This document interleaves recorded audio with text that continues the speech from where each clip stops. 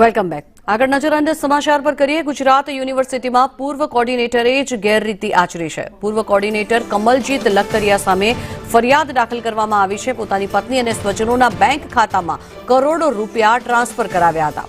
16 કરોડથી પણ વધુની રકમ ટ્રાન્સફર કરીને ગેરરીતિ આચરવામાં આવી। ગેરરીતિ બદલ 2023માં કમલજીતને સસ્પેન્ડ પણ કરવામાં આવ્યો હતો। વધુ માહિતી મેળવીએ। સંવાદદાતા આયુષી યાજ્ઞિક જોડાયા છે આપણી સાથે। આયુષી, જણાવશો જે ગેરરીતિ આચરવામાં આવી હતી, શું છે વિગત?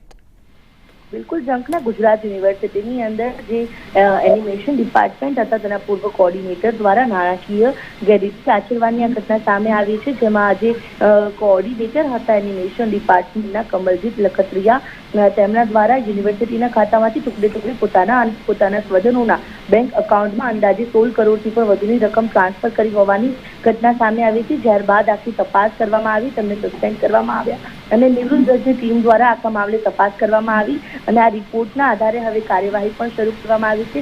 આજે પ્રોફેસર સામે જ્યુડિશિયલ રિપોર્ટ છે તે સબમિટ થયો અને ગુજરાત યુનિવર્સિટીની સિન્ડિકેટ બેઠકમાં આ રિપોર્ટ છે તે સબમિટ કરવામાં આવ્યો હતો, જેમાં કમલજીત લખતરિયા જે છે આરોપી સાબિત થયા અને આજે એમઓયુની રકમ છે 16 કરોડની તેની ઉચાપત કરી હોવાનું સામે આવ્યું અને આજે નોલેજ પાર્ટનર તરીકે જે વધારાના રૂપિયા ટ્રાન્સફર કરવામાં આવ્યા હતા તમામને લઈને જ્યુડિશિયલ કમિટી દ્વારા હવે તપાસમાં આર્થિક વ્યવહાર કર્યા હોવાનું પણ સામે આવ્યું। ત્યારે ગુજરાત યુનિવર્સિટીએ પ્રોફેસરને લીગલ ઓપિનિયન લઈને શોકોઝ નોટિસ ફટકારવામાં આવશે।